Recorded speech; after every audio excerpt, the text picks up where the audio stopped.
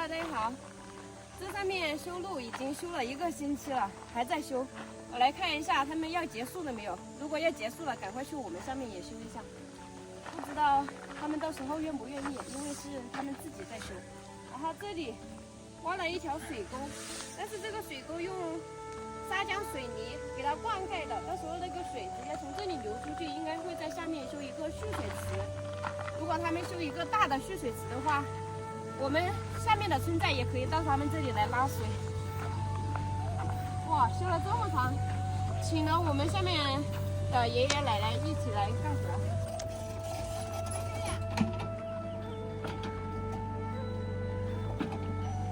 果然有挖机就是快，要是人工修的话，估计得修好久。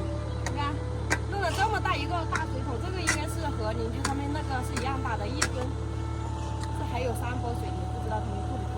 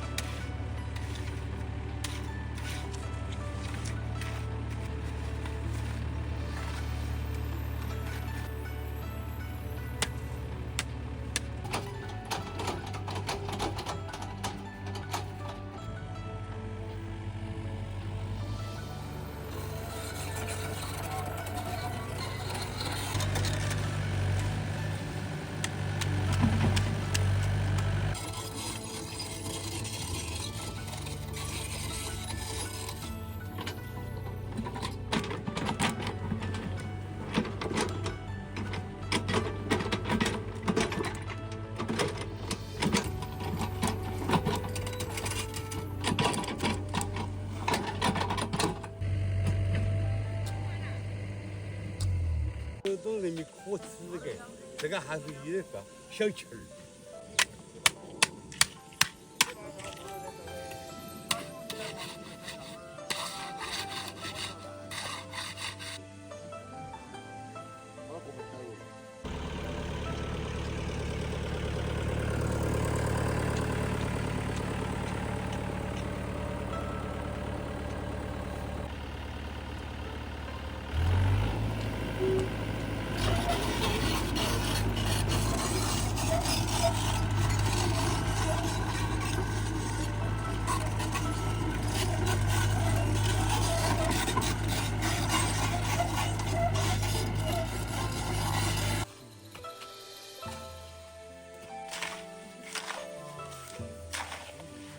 马棚在旁边说要去在旁边修一下哈。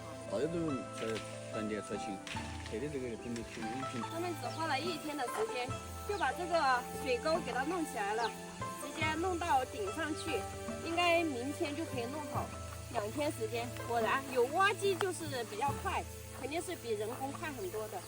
他们要在下面修一个特别大的蓄水池，比我们那个还要大1、2倍。他刚刚说。如果是我们下面没有水了之后，它到时候这个水要直接迁到那边，因为那边也种了李子，所以迁到那边去的话，我们就有福了。到时候我们就相当于用自来水一样。我刚刚也跟他说了，他说可以让我们直接从他们蓄水池里面拉水过去用。到时候我们就再也不用缺水了，不管是谁来阻拦我们，不让我们拉水都没有关系。像他刚刚说他们的引水进来，它不是在这个水沟里面进去的水，它是要从后面山上引进来那个山泉水，它要用那个管子去拉。你们看一下，他们的蓄水池就是坐在这里。他们这个蓄水池的地基看起来确实比我们那个要大很多。我们那个蓄水池刚开始挖的时候，人站进去就够我们几个人并排这样站着，然后它这个站好多人都可以，而且它应该做的是圆的吧？这个根据这个地形来做。他们在这里做了蓄水池，我们就有福了。你们看，这里人工挖了一条水沟出来，到时候从上面直接预埋特别大的管子埋在这个地里面，用来灌溉这个李子树。因为我们那边它也种的有，所以这条水它是要拉到我们那边那个寨子里面去的。看，哎呦，从这里挖下去。它应该每个土里面都会埋这样一个管子。